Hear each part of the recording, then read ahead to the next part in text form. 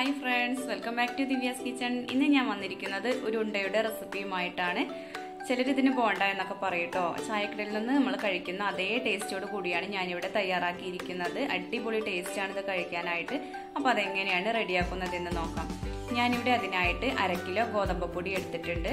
അതിലേക്ക് ശർക്കര മെൽറ്റാക്കി വെച്ചിരിക്കുന്നതാണ്. ഇതുപോലത്തെ 4 അച്ച് ശർക്കരയാണ് ഞാനിവിടെ 1 ഗ്ലാസ് വെള്ളത്തിൽ മെൽറ്റാക്കിയിരിക്കുന്നത്. 1 ഗ്ലാസ് മൈദപ്പൊടി എടുത്തിട്ടുണ്ട്. 1/2 കപ്പ് നാളികേരക്കൊത്ത്, 1/2 ടീസ്പൂൺ ബേക്കിംഗ് സോഡ, അതുപോലെ 4 ടേബിൾ സ്പൂൺ റവ ചേർത്ത് കൊടുക്കുന്നുണ്ട്. 1 നുള്ളു ഉപ്പ്, 1/4 ടീസ്പൂൺ ചെറിയ ജീരകം. അപ്പോൾ ആദ്യം തന്നെ നമുക്ക് മാവൊന്ന് കുഴച്ചെടുക്കാം. അതിനായിട്ട് നമ്മൾ നേരത്തെ എടുത്തു വെച്ചിരിക്കുന്ന മുഴുവൻ ഇൻഗ്രീഡിയൻസും മുഴുവനായിട്ടും ചേർത്ത് കൊടുക്കാം. ഇനി ഏലക്കായുടെ ഫ്ലേവർ ഇഷ്ടമുള്ളവർക്ക് അതും ചേർത്ത് കൊടുക്കാം കേട്ടോ. ഞാനിവിടെ ജീരകം മാത്രമേ ചേർത്ത് കൊടുക്കുന്നതുള്ളൂ. ഇനി എല്ലാം കൂടി നന്നായി മിക്സ് ചെയ്തെടുത്തതിന് ശേഷം നമ്മൾ നേരത്തെ മെൽറ്റാക്കി വെച്ചിരിക്കുന്ന ശർക്കരപ്പാനി ഒരു ചെറു ചൂടോട് കൂടി തന്നെ ഒഴിച്ചു കൊടുക്കുക. എന്നിട്ട് ഇതുപോലെ കൈവച്ച് തന്നെ നന്നായി കുഴച്ചെടുക്കുക. അപ്പം ഞാനിവിടെ എടുത്തു വെച്ചിരിക്കുന്ന ശർക്കരപ്പാനി കറക്റ്റാണ്. അപ്പം അത് മുഴുവനായിട്ട് ചേർത്ത് കൊടുത്തിട്ടുണ്ട്. ഇതുപോലെ ഒരു മാവാണ് നമുക്ക് കിട്ടേണ്ടത്. ഒരുപാട് കട്ടിയായി പോവരുത്, എന്നാൽ ഒരുപാട് ലൂസ് ആവുകയും ചെയ്യരുത്.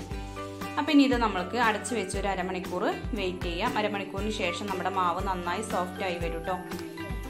ഉടനെ തയ്യാറാക്കണമെങ്കിൽ ഉടനെ തന്നെ തയ്യാറാക്കാം. ഞാനിവിടെ അരമണിക്കൂർ റെസ്റ്റ് ചെയ്തതിന് ശേഷമാണ് തയ്യാറാക്കി എടുക്കുന്നത്. അപ്പം നല്ല ടേസ്റ്റി ആയിരിക്കും. അപ്പം അരമണിക്കൂറിന് ശേഷം നമ്മളിവിടെ തുറന്ന് നോക്കിയപ്പോൾ മാവൊക്കെ റെഡിയായി വന്നിട്ടുണ്ട്. ഇനി നമ്മൾക്കിത് ചുട്ടെടുക്കാം. അപ്പോൾ ഇതുപോലെ ഒരു ചീനച്ചട്ടിയിൽ ഞാൻ എണ്ണ ചൂടാവാൻ വെച്ചിട്ടുണ്ട്. നന്നായി ചൂടായ എണ്ണയിലേക്ക് നമ്മൾ ഓരോ ബോൾസായി ഇട്ട് കൊടുക്കുക.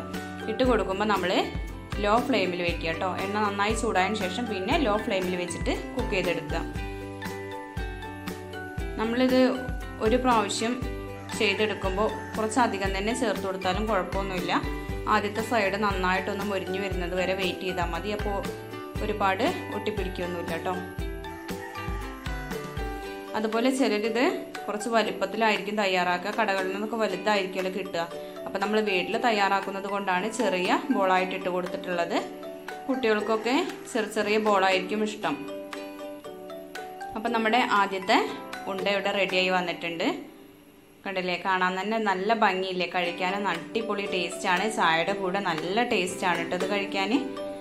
അപ്പം അടുത്തത് നമുക്ക് റെഡിയാക്കി എടുക്കാം. ഇടയ്ക്ക് ഞാൻ ഇതുപോലെ കൈയൊന്ന് നനച്ച് കൊടുക്കുന്നുണ്ട്.